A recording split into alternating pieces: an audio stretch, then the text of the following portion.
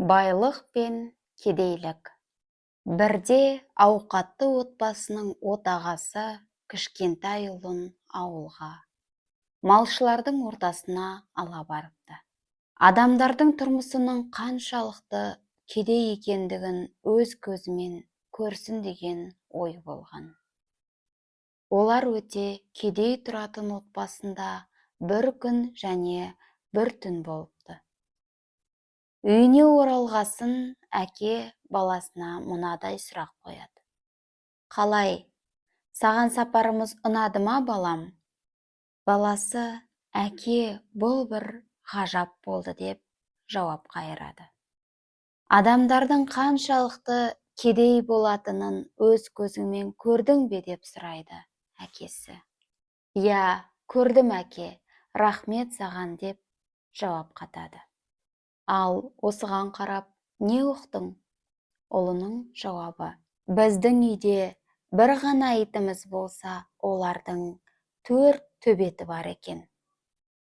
Бақтың ортасында біздің хауызымыз ғана болса, олардың ол шеті мен бұл шетіне көз жетпейтін шетсіз, шексіз теңіз айлағы бар екен. Бақшамызда шам жағамыз, ал олар жарықты жұлдыздардан алады. Біздің ауланың сыртында патио бар, ал оларда керілген көкжиек. Ұлының жауабын естіген әкенің тілі байланып қалыпты. Ал ұлы сөзін былай жалғайды. Әке, көп рахмет саған. Сен маған біздің қаншалықты кедей екендігімізді көрсеттің. Бәрі де мына жарық дүниеге қандай қырынан қарауыңызға байланысты болып отыр ғой. Шынайы сүйіспеншілігі, достары, отбасы, денсаулығы жақсы, көңіл күйімен өмірге құштарлығы бар адамда бәрі де болады.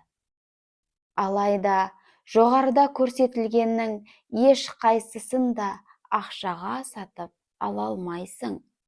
Ойыңа келген материалдық игіліктердің кез келгенін сатып алуға болады. Тіпті келешекке қор жасау мүмкіндігі де бар. Бірақ көңілің тоқ болмаса, жан дүниең қаңыраған бос болса, бұның бәрі бекер. Құр әурешілік. Өзің де қуыс дөңбексің. Сенен не үміт, не қайыр.